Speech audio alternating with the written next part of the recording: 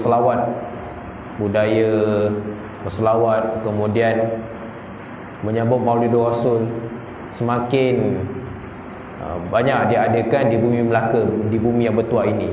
Alhamdulillah.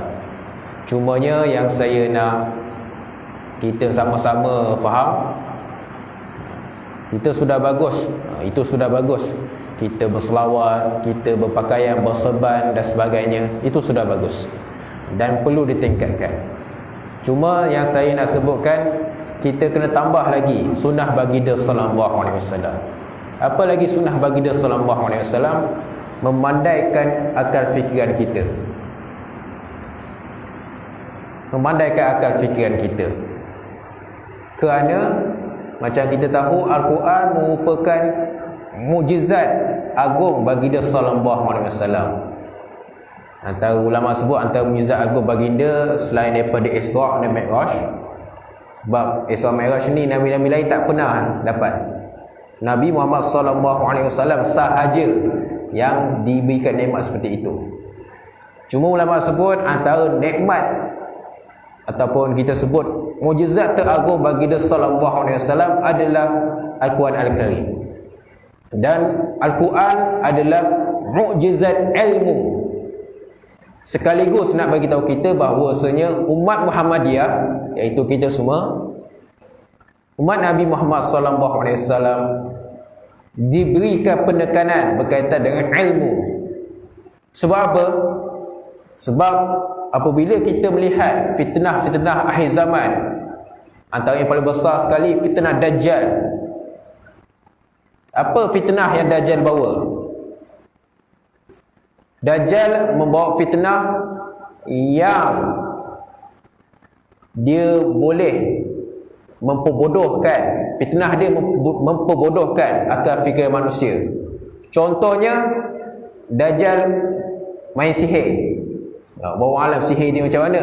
Orang mati dihidupkan balik. Orang mati dihidup balik. Benda tu boleh kita fikir. Tapi dia nak membodohkan akal manusia supaya manusia menyembah dia. Apa lagi fitnah Dajjal bawa? Banyak lagi lah. Keluarkan air di saat dalam hadis-hadis disebutkan bahawasanya ketika itu musim kemarau dan sebagainya. Kita tak tahu suasana bagaimana, tapi yang kita boleh faham ketika itu kemarau berlaku. Maka Dajjal dengan sihirnya timbulkan air. Benda macam tu, sihir-sihir yang dibuat, hidupkan orang mati dan sebagainya, akhir sekali yang dia nak beritahu pada manusia, sembah aku. Tapi adakah benda tu boleh mempengaruhi orang-orang yang berilmu? Dapat pengaruhi orang berilmu tak? Tidak. Pasti tidak. Sebab apa? Orang yang berilmu seperti kita, dan kita perlu tingkatkan ilmu kita, kita tahu benda ni semua tiada yang boleh menghidupkan, matikan, yang bagi rezeki dan sebagainya melainkan Allah Subhanahu Wa Taala. Sebab tu pentingnya kita menambahkan ilmu kita, menajamkan akal kita. Kalau kita lihat dalam doa-doa yang Nabi sallallahu alaihi wasallam doakan para sahabat. Contohnya Nabi doakan Sayyidina Abdullah bin Abbas. Yang kita kalau kita lepas solat atau kita mana-mana kita baca Allahumma faqihna fiddin wa alimna ta'wil. Ya Allah, faqihkan kami, fahamkan kami fiddin, dalam agama. Wa alimna, dan bagi kami ilmu dalam ta'wil. Apa? Ta'wil ni apa? Iaitu memahami tafsiran Al-Quran. Itu. Jadi bukan sekadar budaya selawat yang kita nak tingkatkan, yang mana ianya bagus, kita berserban, kita berjubah sebagainya, memuliakan ahli bait dan sebagainya, itu juga antara sunnah baginda, Nabi minta kita buat. Cuma saya nak bagi tahu pada tuan-tuan puan-puan semua,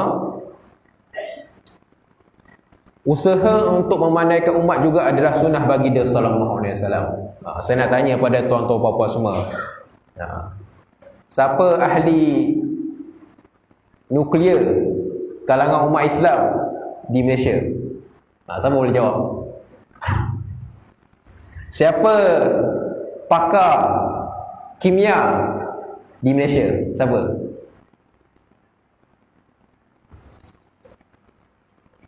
Okeylah, kita umumkanlah. Siapa saintis terkenal yang terhebat di Malaysia? Saintis Islam. Ada, cuma tak terkenal, itu je. Ada tapi tak terkenal. Cuma kalau soalan saya, siapa ke artis yang terkenal sekarang ni? Jeng. Keluar macam-macam. Oh, ini A tu A B C. Ustaz nak mana? 30, 20, 25, umur 20, umur 30, 40. Macam-macam artis-artis yang kita kenal. Tetapi ahli ilmu kita kurang kenal. Ahli ulama tu dah semestilah kan. Ahli ulama. Baik, kita lihat dalam kitab kita, qala musannif rahimahullah taala wa nafa'ala bi ulumi fi dawani amin. Berhubung dengan kerasulan Nabi Muhammad sallallahu alaihi wasallam, Allah Ta'ala berfirman dalam surah Al-A'raf ayat 158, memerintahkan bagi dia sallallahu alaihi wasallam mengisytiharkan dirinya menjadi rasul yang diutus oleh Allah kepada umat manusia keseluruhannya. Para nabi dan rasul yang lain, kebanyakannya mereka diutuskan kepada bangsa masing-masing, ikut kaum masing-masing. Tetapi baginda sallallahu alaihi wasallam istimewanya diutuskan kepada seluruh umat manusia. Maksudnya orang Amerika, orang Perancis, orang Cina, orang India, orang negara mana? Korea ke? Mana lagi? Bombay, Sri Lanka, Turki, Malaysia, Indonesia, semuanya adalah umat baginda sallallahu alaihi wasallam. Serta menerangkan bahawa ni antara kita sebut antara yang Nabi bawa kepada kita, iaitu menerangkan Allah sahajalah Tuhan yang mempunyai kuasa mengurus dan mentadbirkan kepentingan dan kebaikan sekalian alam yang diciptakannya. Allah sahaja. Tu Jawi lama tu, kepentingan. Tambah dia, kalau Jawi sekarang ni kita tambah 3 titik lah kan. Kepentingan itu kan, mentadbirkan kepentingan. Tu kalau kita Jawi sekarang ni tambah fa tu pa lah kan. Baik. Kemudian Allah sahajalah Tuhan yang berhak disembah dan dipatuhi. Ini antara yang Nabi bawa. Allah jualah yang mengatur cara dan menetapkan masa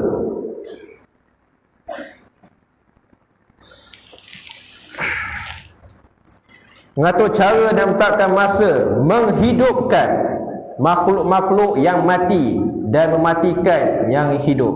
Contohnya macam tumbuh-tumbuhan, pokok kan, pokok daripada benih yang kita lihat mati, hidup, kemudian mati balik, hidup balik. Orang kalau pesawah sebagainya tahulah kan, daripada tanah yang mati boleh dihidupkan. Mungkin asbab-asbabnya usaha kita, tapi sebenarnya Allah Subhanahu Wa Taala yang mengizinkannya.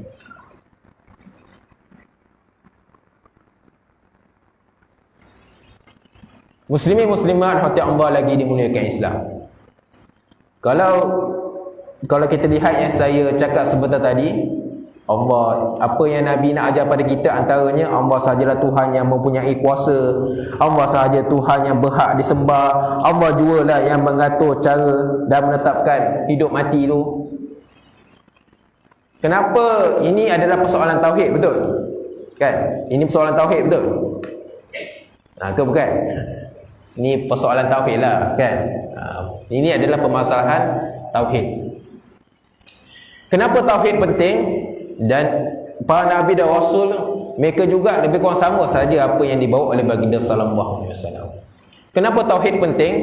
Sebab bila manusia kukuh asas keagamaannya, tahu kuat hubungannya dengan Allah Subhanahu Wa Taala, maka insya-Allah tidak akan berlakunya kezaliman dan juga kejahatan bermerajalela. Tuan-tuan, puan-puan semua yakin? Betul tak? Bila manusia ni dia kuat hubungan dengan Allah SWT, dengan Tuhan yang betul, bukan dewa-dewi sebagainya, Tuhan satu, maka dia pasti akan jadi baik dan dunia akan menjadi baik.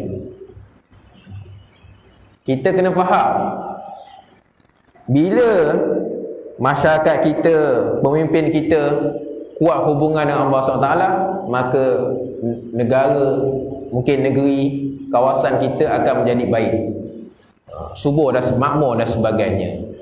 Ini misi yang dibawa oleh para Nabi dan Rasul alaihi wassalatu wassalam. Bila manusia sombong, bila manusia mengaku dulu, sekarang pun ada juga mengaku dia lah, contohnya Fir'aun, ana rabbukumul a'la, akulah Tuhan kamu yang paling tinggi sekali, kata Fir'aun manusia. Makan, minum, berak juga, sakit dan sebagainya, tapi berani mengaku macam tu. Dan kita lihat dalam Al-Quran, apa yang berlaku pada Bani Israel, berlaku tak kezaliman? Berlaku, kan? Bani Israel dipaksa, dizalimi, dibunuh anak-anak lelaki Bani Israel. Saya nak tanya, benda tu baik ke jahat? Jahat. Kenapa jahat?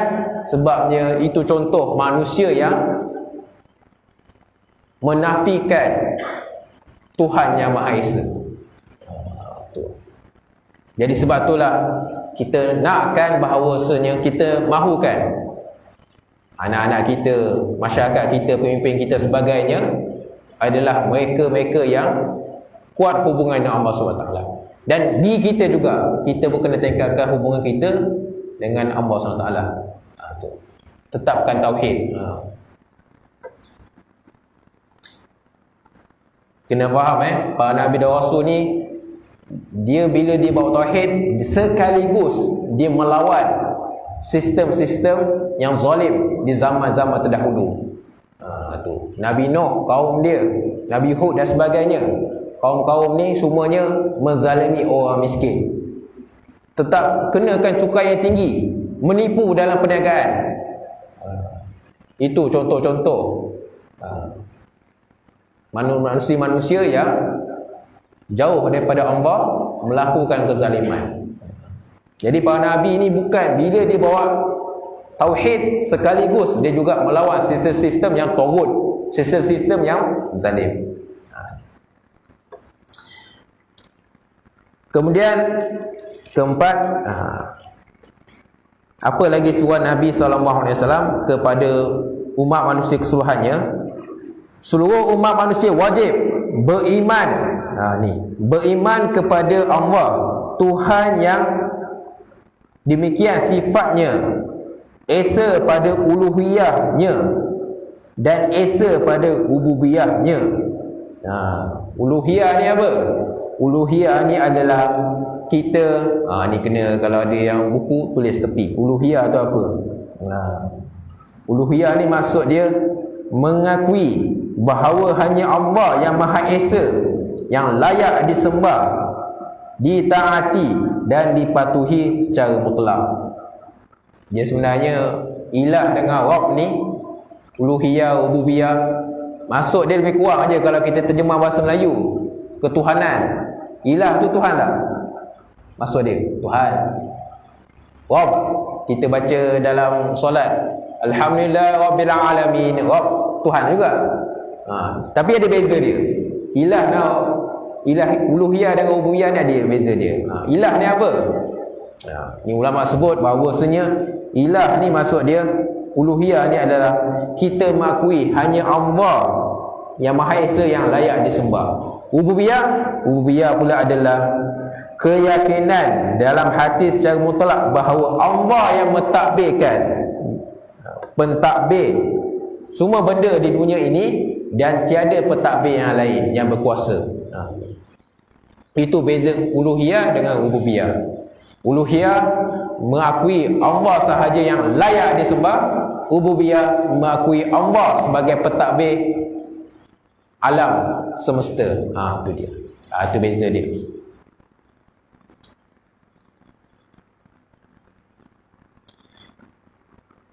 Dalam perbincangan uluhiyah, antara benda-benda penting yang kita bincangkan adalah kita kena yakin bahawasanya sebagai hamba, kita kena yakin Allah Subhanahu Wa Taala sahaja yang boleh menunaikan hajat-hajat kita. Tiada benda-benda lain. Ustaz, habis tu saya isi borang, minta kerja, minta kerja, minta belajar, sama belajar apa semua, minta dengar orang tu macam mana? Itu cuma asbab saja, asbab. Tapi dia punya, kita sebut yang mengizinkan benda tu juga adalah Allah Subhanahu Wa Taala. Itu kan. Jadi kalau kita menghadapi kesusahan dan sebagainya, yakinlah bahawasanya Allah Subhanahu Wa Taala sahaja, Allah lah yang bagi rezeki pada kita, yang boleh tunaikan hajat-hajat kita. Kemudian antara perbincangan uluhiyah ni juga kita kena yakin bahawasanya Allah Subhanahu Wa Taala sahaja yang berkuasa menghidupkan dan matikan.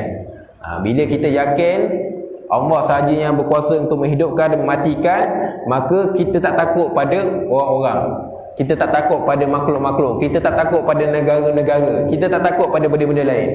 Sebab kita yakin hanya Allah sahaja yang boleh hidup dan matikan kita. Tu kita ambil contoh daripada para sahabat, daripada imam-imam kita. Contoh kita bawa kisahlah Imam Abu Hanifah ataupun Imam Ahmad bin Hanbal. Ambil kisah Imam Ahmad bin Hanbal, Imam Abu Hanifah. Kedua-dua mereka ni berani untuk menentang pemerintah Islam yang zalim ketika itu. Mana datang keberanian tu? Keberanian tu datang daripada ketakwaan kepada Allah Subhanahu Wa Taala. Sebab dia tahu kebenaran perlu untuk ditegakkan. Afdalul jihad kalimatul haqqin inda sultanul jahil. Ni atau kama qala sallallahu alaihi wasallam, seafdal jihad adalah menyatakan kebenaran yang hak di hadapan pemerintah yang jahat. Ni. Jadi sebab tu mereka berani. Sebab apa? Tauhid mereka tinggi. Tahu hanya Allah aja yang boleh mengizinkan kita ni disakiti ataupun kita dicederakan. Kemudian antara lain perbincangan dan uluhiyah ni juga adalah hanya Allah Subhanahu Wa Taala sahaja yang kita sebut pengatur, ada syariat, ada hukum hakam dia. Tu kita kena faham. Kita sama-sama jawab azan.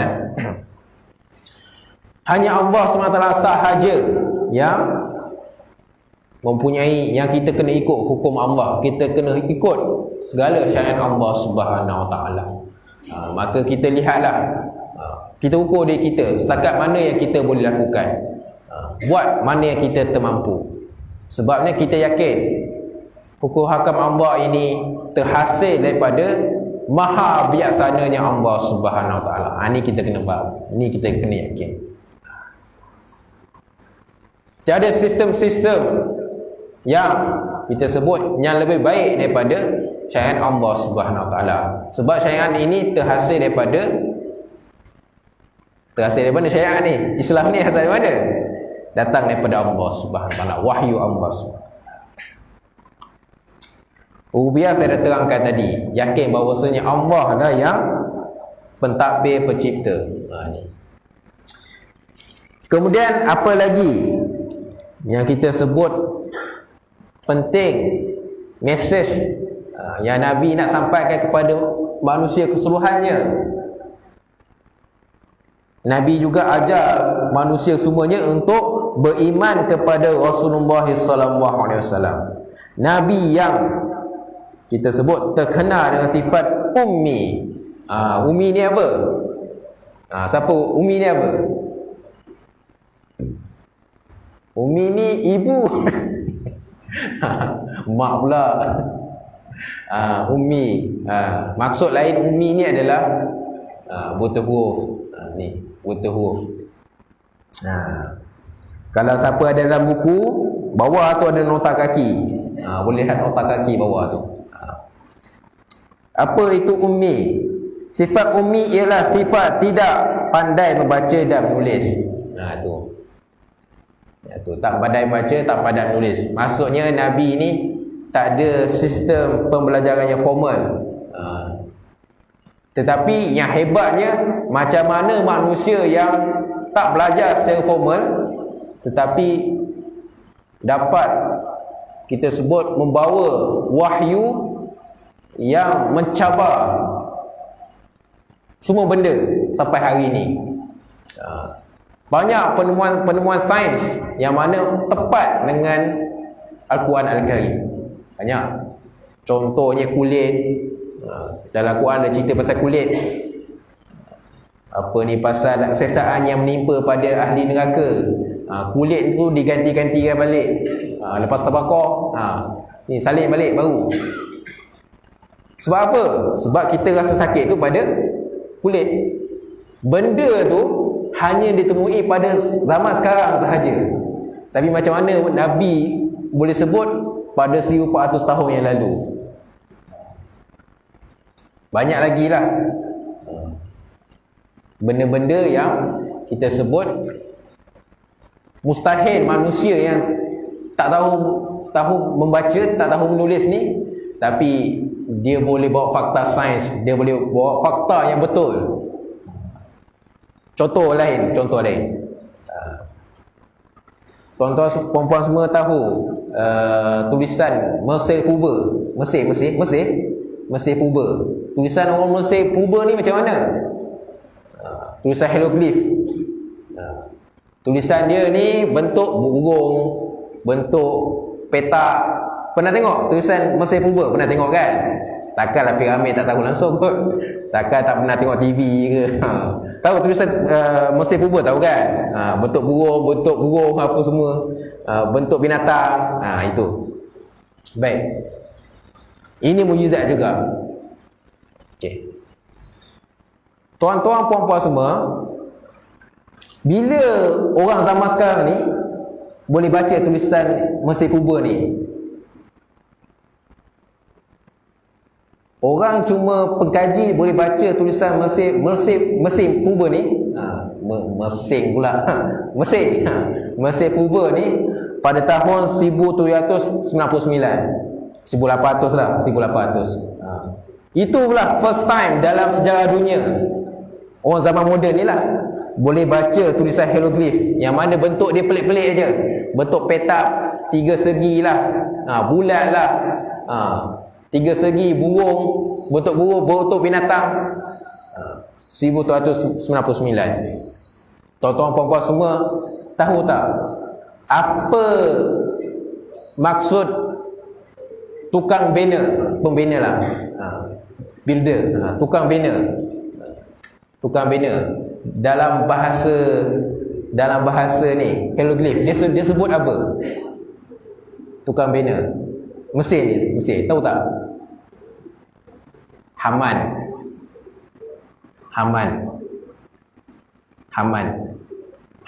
bukan nama orang. Dalam Quran sebut Mesir berkaitan dengan Fir'aun, dengan ni Haman ni. Fir'aun tu nama pangkat, Haman pun nama pangkat. Haman tu maksud dia tukang bina. Bukan menteri bernama Haman. Tu nama pangkat. Fir'aun pun nama pangkat, bukan nama sebenar. Dalam Quran sebut Fir'aun ni maksud dia nama pangkat saja, gelaran. Contoh macam raja lah, istilah raja, istilah sultan. Itu maksud dia. Fir'aun. Haman ni dalam bahasa, bila orang terjemahkan, maksud dia tukang bina. Bayangkan 1799, manusia sekarang baru boleh baca sebut Haman Mesir Purba, tapi dalam Al-Quran dah lama dah sebut. 1400 tahun yang lalu. Masa tu mana ada internet? Tak ada WhatsApp, Wikipedia pun tak ada. Tapi macam mana boleh ada benda ni? Melainkan benda tu adalah wahyu Allah Subhanahu Wa Taala. Benda saya sebut ni bukannya merepek ni dah orang kaji dah. Ada orang buat kajian. Boleh search kat internet sendiri tuan-tuan puan-puan semua. Boleh search, buat bahas. Haman tu apa? Rupanya dah lama dah. Macam mana Nabi boleh baca perkataan Mesir Purba tu? Macam mana Nabi sebut? Macam mana Nabi sebut? Sebiji sama. Orang sekarang baru tahu. Itu wahyu namanya, wahyu. Ni. Jadi nota kaki tu tuan-tuan puan-puan bacalah. Apa ni ummi tu apa kelebihan, kenapa ni sifat ummi ni dia nampak macam kekurangan tapi sebenarnya kelebihan kepada baginda sallallahu alaihi wasallam. Cuma saya nak bagi tahu bila ummi ni bukan yang maksudnya Nabi tak boleh kenal huruf. Nabi boleh kenal huruf, cuma dia tak tahu baca, tak tahu menulis. Itu ya. Kan bila Saidina Ali buat surat perjanjian Hudaibiyah kan perjanjian Hudaibiyah kan Nabi minta supaya padam nama Muhammad, Rasulullah tu padam kan. Nabi tahu, Nabi padam sendiri. Tu maksudnya Nabi tahu bentuk dan sebagainya tapi tak tahu nak baca. Tu Nabi cerdik, cumanya Nabi tak ada pendidikan formal. Sekarang je baru disusun dan sebagainya.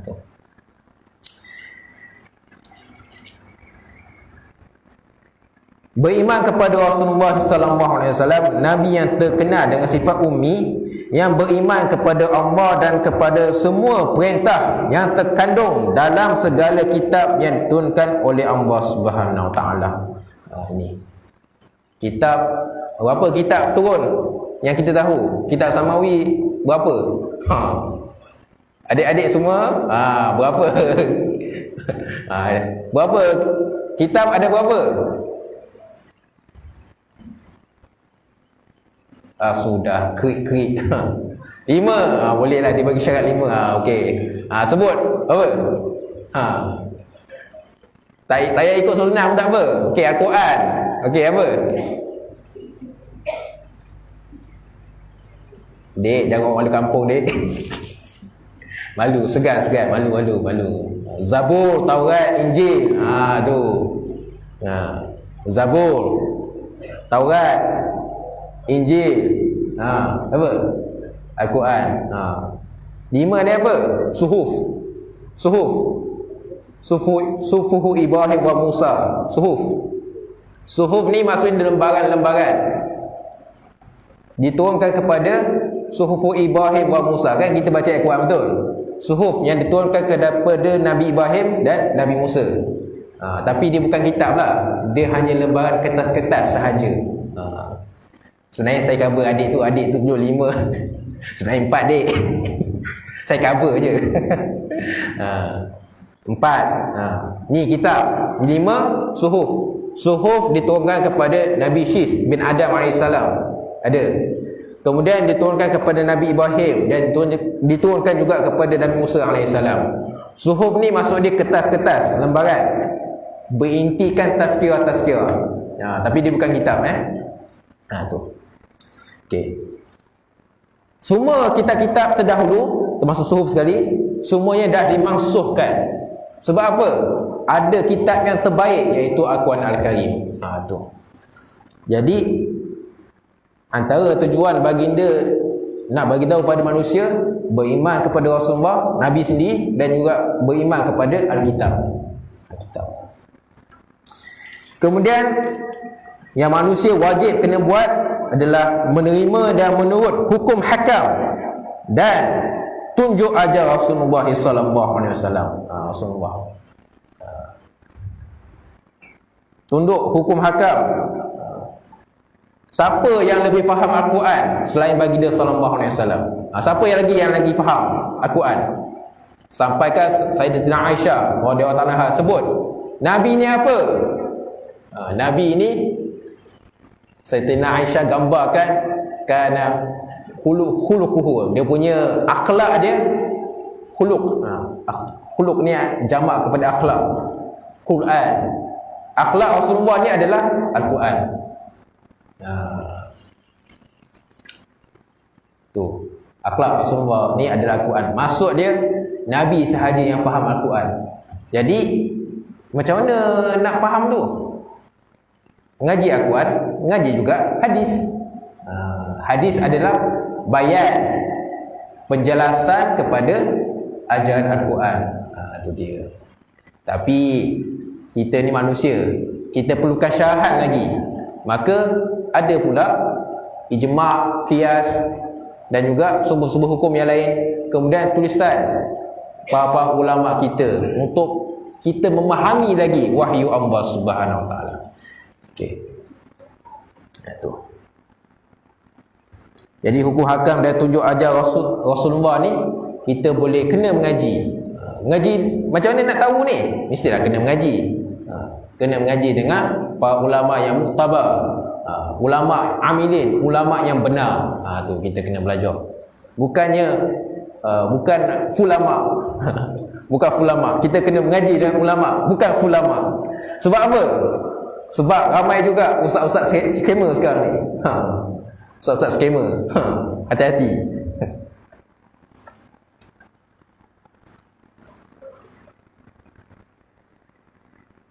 Nak kenal ulama tu, ciri ulama ni, itu tuan-tuan puan-puan semua rasa dah ma'ruf dah.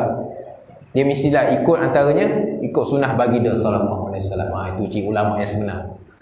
Tok-tok guru kita, tengok tok-tok guru kita, mereka kebaikannya tidak mahukan populariti. Tak mahukan populariti. Tapi bukan maksud saya tolak ustaz-ustaz kat TV tu, bukan. Bukan itu maksud saya. Jangan tolak ustaz-ustaz tu. Ustaz-ustaz tu okey je. Bukan semua tak okey, okey je. Kan kata pula saya suruh tolak ustaz kat TV, bukan. Okey je. Cumanya nak sebutkan hati-hati akhir zaman ni adanya orang-orang yang mengaku ahli agama tapi sebenarnya ahli yang jahil. Kita kena hati-hati lah. Kena berhati-hati.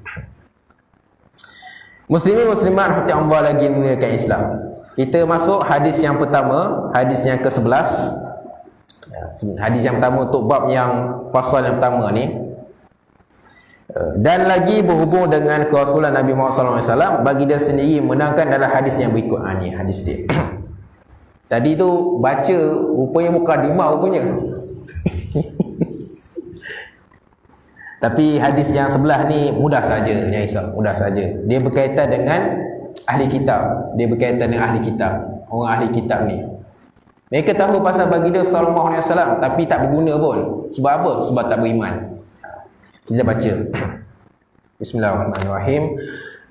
An Abi Hurairah radhiyallahu anhu qala Rasulullah sallallahu alaihi wasallam wallazi nafsu Muhammadin biyadi la yasma'u bi ahadun min hadhihi al-ummah yahudiyyun wala nasraniyyun thumma yamutu wa lam yu'min billazi ursiltu bihi illa kana min ashabin nar.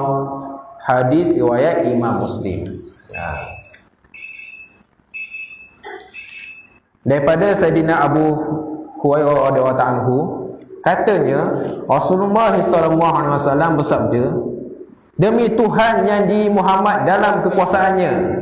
Maksudnya Nabi bersumpah, walazi nafsi Muhammadin biyadi. Maksudnya demi Tuhan yang pegang nyawa aku ni. Tu. Ni lenggok bahasa Arab lah, lenggok bahasa Arab. Lenggok bahasa Arab untuk menyatakan benda yang Nabi nak beritahu lepas ni penting. Penting sangat.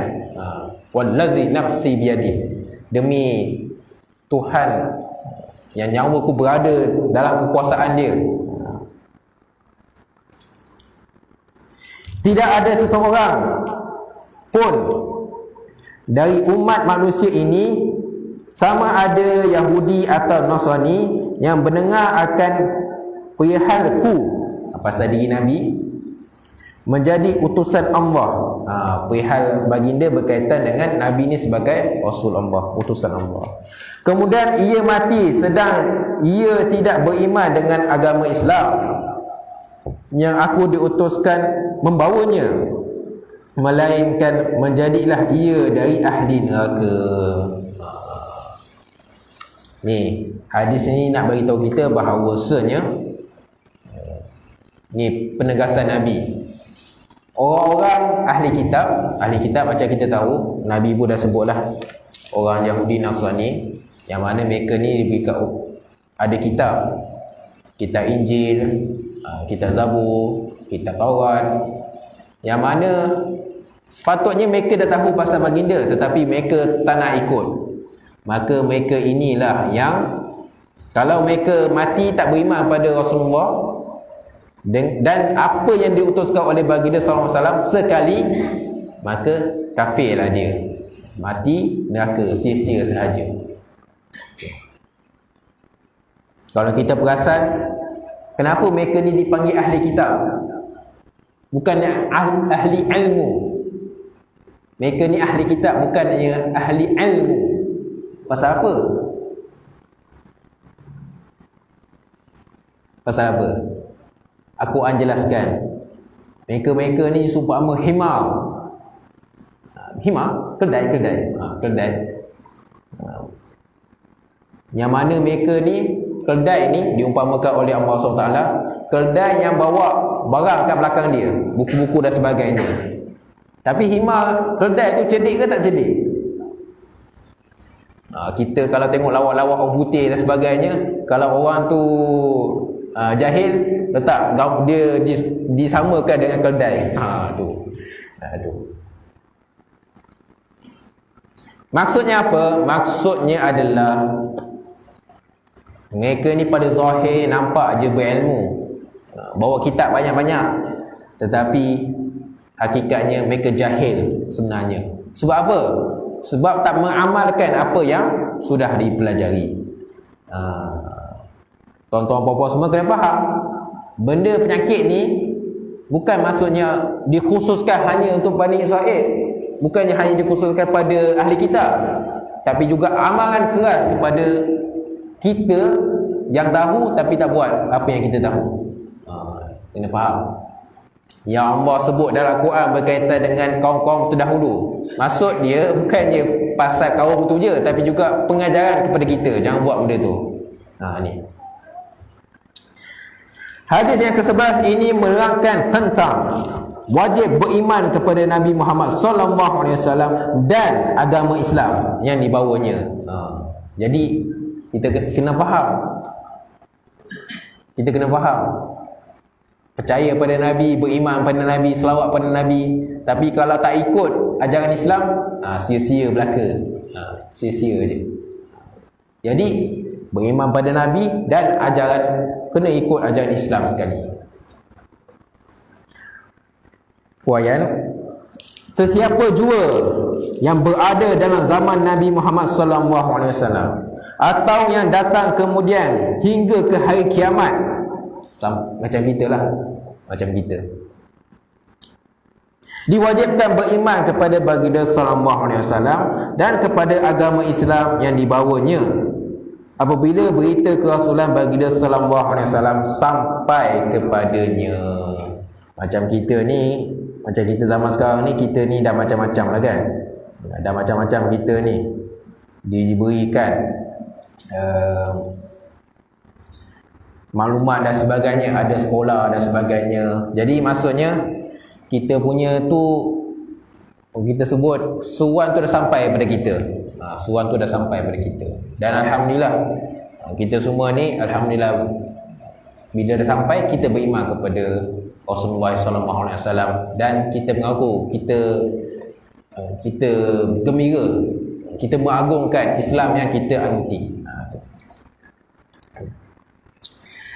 Jika tidak, maka orang itu dihukumkan kafir dan akan menerima azab seksa neraka disebabkan kekufurannya itu. Tu dia. Tu. Tolak bagi dia sallallahu alaihi wasallam. Kolak ajaran Islam, jadi kafir lah. Hukum ini meliputi seluruh umat manusia, termasuk kaum Yahudi dan Nasrani yang mempunyai kitab Taurat dan Injil. Kalau kita lihat dalam surah As-Saff, berkaitan dengan mereka ni, surah As-Saff ayat 5 dan 6. Bila, kalau kita ingat, ketika Nabi Musa bercakap dengan kaum dia, Nabi Isa bercakap dengan kaum dia, Bada'udzu minasyaitanir rajim. Wa idh qala Musa liqaumihi ya qaumi lima tu'zunani wa qad ta'lamuna anni rasulullahi ilaikum falamma zaghu azagha Allahu qulubahum wallahu la yahdil qaumal fasiqin. Wa idh qala Isa ibn Maryam ya bani Israila inni rasulullahi ilaikum musaddiqan lima baina yadayya minat Taurah wa mubasyshiran bi rasulin ya'ti min ba'di ismuhu Ahmad falamma ja'ahum bil bayyinati qalu hadza sihrun mubin. Surah As-Saff ayat 5 dan 6. Ketika Nabi Musa cakap pada kaum dia, wahai kaum aku, kenapa kau ni sakiti aku sedangkan kau tahu aku ni pesuruh Allah?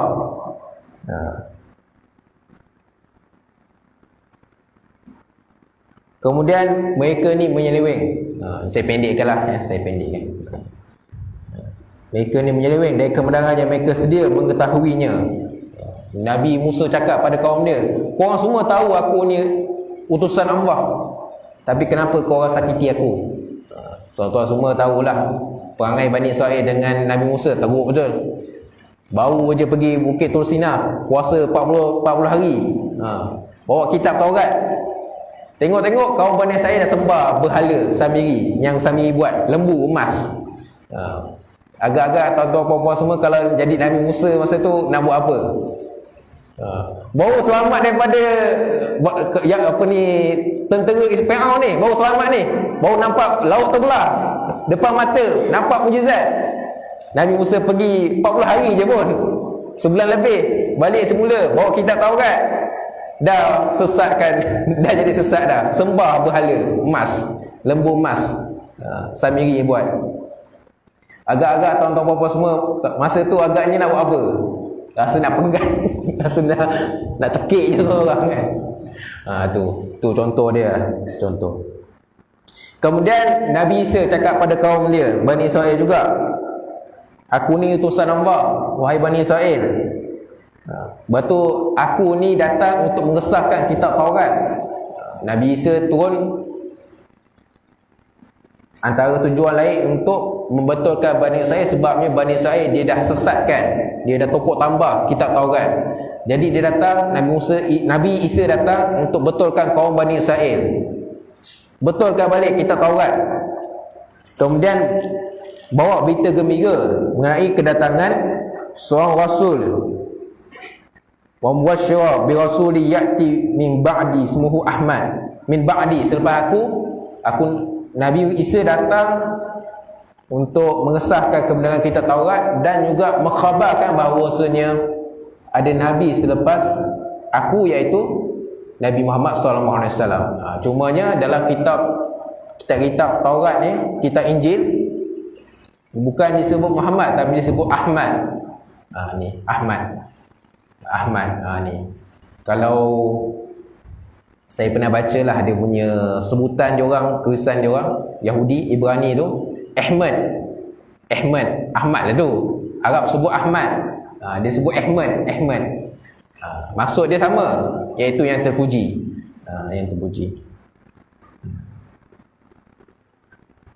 Ni perangai Bani Israel.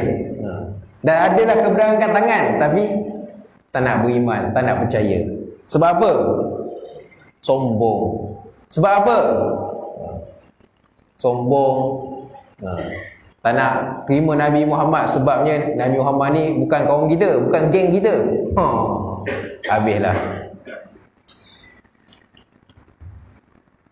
Orang Yahudi dan Nasrani tidak harus berdalih untuk tidak menerima agama Islam yang dibawa oleh baginda sallallahu alaihi wasallam, dengan sebab mereka ada mempunyai kitab. Sepatutnya bila dah ada kitab, patutnya dia orang tak boleh dalih lagi. Kerana kitab-kitab mereka, kalaulah tidak disebabkan mereka meminda, mengurangi atau menukuk tambahnya, sudah pun mansuh setelah habis masa kegunaannya dengan kedatangan Rasulullah SAW yang akhir sekali, iaitu Nabi Muhammad, dan kitab suci Al-Quran yang dibawanya. Betul. Ini nak beritahu kita bahawasanya orang sampai sekarang banyak pendakwa-pendakwa kita, contohnya almarhum Syekh Ahmad Didat. Semua tuan-tuan bapa semua zaman saya cuma tengok YouTube je. Tengok YouTube je 1900 lebih tu, debat dia dengan padri-padri masa tu. Saya rasa sampai sekarang orang kita yang lama memang sampai sekarang lah kenal Syekh Ahmad Didat ni. Pernah datang Malaysia. Syekh Ahmad Didat pernah datang Malaysia. Pernah datang Malaysia kat Kuala Lumpur. Kemudian yang ada kat bumi Malaysia ni Dr. Zakir Naik. Ni Dr. Zakir Naik kat Malaysia kat Malaysia. Cuma kerana ni masalahnya, masalah kita ni itulah akibat salah memilih komentar. Itu jadinya habis kena kait dengan kes mahkamah, tak boleh nak pergi ceramah kat Malaysia. Cuma nak tengok Dr. Zakir Naik ni, tengok YouTube dia je. Dia buat live kat Malaysia ni. Dr. Zakir Naik ada lagi kat Malaysia tak lagi mana-mana, ada kat Malaysia. Tu. Allahumma salli ala Sayyidina Muhammad. Jadi tokoh-tokoh ni yang terang kepada kita tentang sesatnya golongan ini, dan mereka tak boleh nak tolak wujudnya nama Nabi Muhammad ataupun Ahmad dalam kitab-kitab mereka. Walaupun mereka dah tambah dah kurang sebagainya, tapi masih ada saki baki lagi. Jadi pengajaran yang kita boleh ambil dan menutup pertemuan kita pada malam ini, antara pengajaran kita boleh ambil adalah, tuan-tuan puan-puan semua, kita kena faham bahawasanya daripada yang kita boleh faham, apa yang saya cuba sampaikan adalah jangan tolak kebenaran. Jangan tolak kebenaran. Ni penting, sangat penting. Kita kena terima kebenaran. Walaupun kebenaran tu datang daripada orang yang kita tak suka. Contoh macam ni lah, Yahudi tolak Nabi Muhammad sebab dia bukan bangsa kita, dia bukan geng kita. Kena terima kebenaran. Tu. Yang kedua, pengajaran kita boleh ambil adalah cinta pada Nabi, beriman pada Nabi, dan ikut segala perintah baginda sallallahu alaihi wasallam. Itu cinta yang sebenarnya. Cinta Nabi, beriman pada Nabi, maksudnya kena ikut semua yang diajarkan baginda sallallahu alaihi wasallam. Dari sudut aspek apa? Aspek ekonomi, kena ikut cara baginda. Nabi ada ajar berkaitan dengan pemerintahan, ikut cara baginda.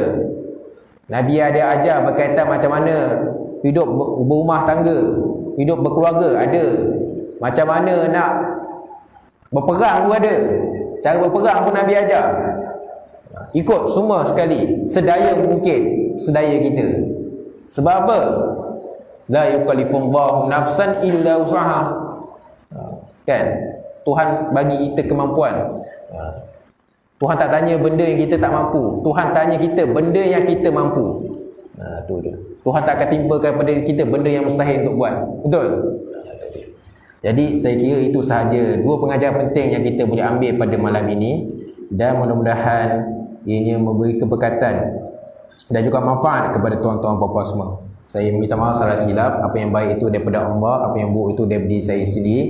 Mudah-mudahan kita semua dalam rahmat Allah Subhanahu Wa Taala, insya-Allah. Berapa bulan lagi ni? 29.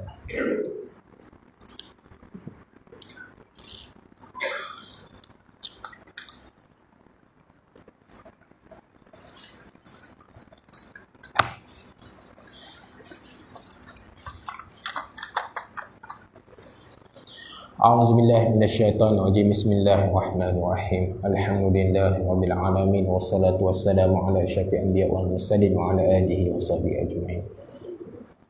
Rabbana la tuzigh qulubana ba'da idh hadaytana wa hab lana min ladunka rahmah innaka antal wahhab.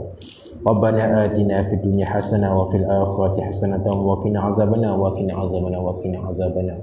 Ya muqallibal qulub ya musawwifal qulub sabbit qulubana ala dini wa ta'atik. Sabbit qulubana ala dini wa ta'atik. Sabbit qulubana ala dini wa ta'atik. Tuhan, wahai Tuhan yang membolak-balikkan hati-hati kami, tetapkanlah hati kami, qulub kami, hati-hati kami dalam mentaati perintah-Mu ya Allah. Subhana rabbika rabbil izzati amma yasifun wassalamun alal mursalin walhamdulillahi rabbil alamin. Subhanakallah bihamdika asyhadu an la ilaha illa anta astaghfiruka wa atubu ilaik. Innal ladzina amanu wa tawassaw bil haqqi wa tawassaw bis sabr. Assalamualaikum warahmatullahi wabarakatuh.